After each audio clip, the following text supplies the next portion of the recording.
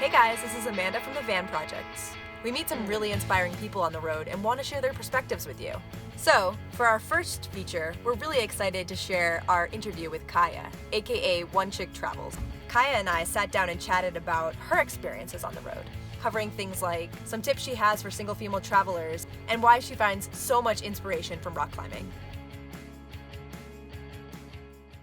Hi, my name is Kaya. I am 25 years old. I live full-time in a Sprinter van, and most of what I do with my time is rock climbing and cooking and sleeping and eating and then more rock climbing. The most surprising thing about living in a van for me was that the more I got rid of, the happier I was. I just started getting rid of things. I got rid of my surfboard, I got rid of my motorcycle, I completely stopped drinking hard liquor. I'll have a beer or a glass of wine every once in a while. I stopped putting cream in my coffee. I stopped eating meat. I stopped buying plastic. I just kind of started getting rid of things as a way to simplify my lifestyle. I just got more and more psyched about life as I got rid of things, which was really surprising, and I continue to do it. I don't go to the movies because I find it to be a waste of time, and I just don't do that. I get to spend my time and energy on things that make me really psyched, like rock climbing. So I pretty much 100% do rock climbing. It surprised me how much getting rid of stuff would bring joy into my life. I don't think about being a single female traveler traveling alone. It's my life. Some of the things that I would recommend to other women who want to travel full-time on their own or just travel in general alone: get good at peeing in a jar. Lock your door at night. Get a map of all the BLM land in your state or wherever you're traveling and just find those places. Go to climbing areas and meet up with other single female travelers, because there's a lot of them out there, and then two of you are stronger than one. So just as soon as you find your community of people, you're gonna be totally fine, because they all want to hang out and take care of you. Keep whatever you can to protect yourself nearby. I don't think that traveling alone as a woman is defined by the risky experiences. I think it's 85 to 90, no, it's 99% just awesome living your life, but that 1% will kill you.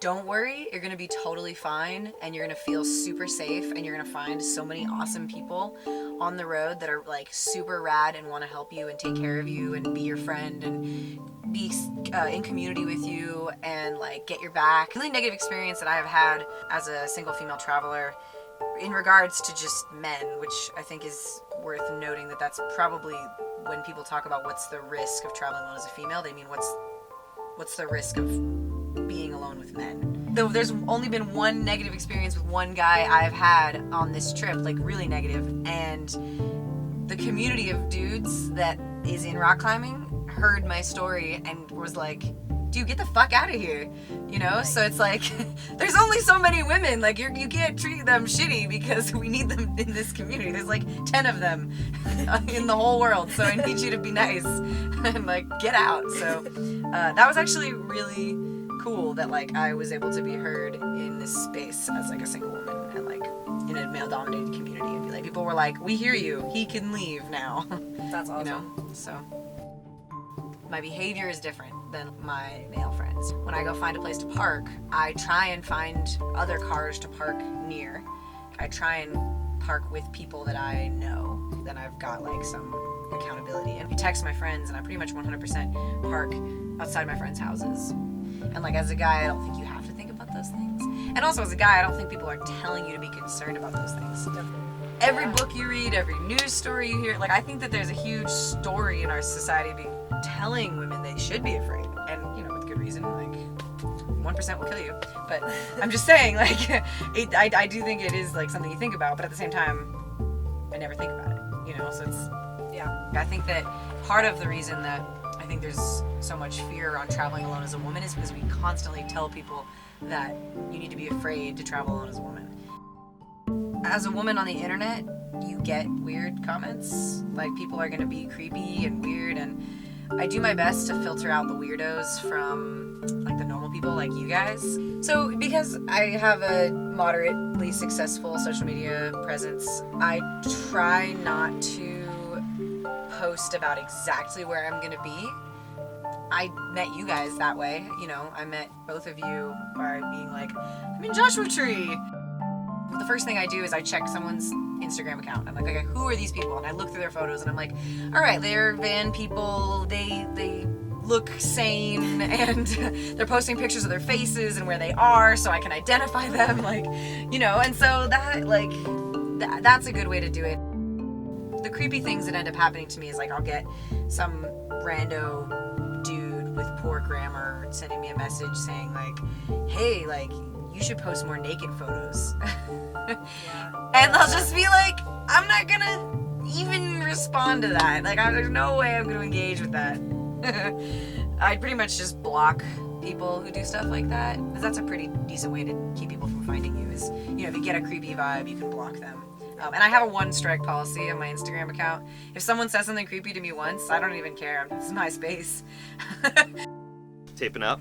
Yep. What are you about to get on? Geronimo! Nice. You pumped? I'm pretty psyched. Yeah. I've never done an upside down bat hang to a roof jug before. Okay. Well, there's a first for everything. Yeah. Rock climbing has just completely changed my life in overwhelmingly positive ways. It's changed my body, it's changed my brain, it's changed my heart, it's changed how I interact with people, my relationships. Everything I do is rock climbing. I have this memory of being on route in Squamish on like a 5'9" multi-pitch. I was planning on doing like 24 pitches that day or something like that. When I was still just learning how to trad climb, on pitch 2, and I'm just sitting there and just psyched. Like, all of a sudden, I'm just sitting there on the side of a mountain in Squamish with a stranger and a rope and my gear anchor, and I'm just like, I want to just like scream, because I have not felt so excited about something in so long. What in my life other than rock climbing has ever made me feel that way? Like, no job has ever made me feel that excited. No amount of money, like, no one's ever given me a paycheck and I've just been like, ah! Even a relationship. I don't know if I've ever been in a relationship where I just was randomly sitting there thinking about it and then all of a sudden wanted to scream at the top of my lungs because I was so excited. It's challenging and it's rewarding. It's insane if you break it down. Yeah, it's fun. It's pure joy for me, you know. And I mean, not to say it's always that, because obviously rock climbing can be really damaging, and I'm actually struggling with like a shoulder injury and like a thigh injury, and my hands are all taped up and fucked up, and my toenails are falling off, and you know, but even so, totally worth it for me. Yeah, rock climbing is the best thing I've ever decided to do for myself. Yeah, that's a right sentence.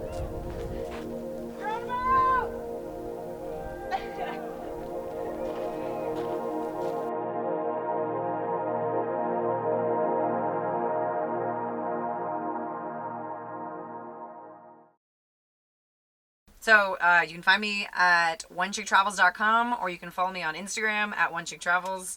You can follow me on Facebook at Facebook.com/OneChickTravels.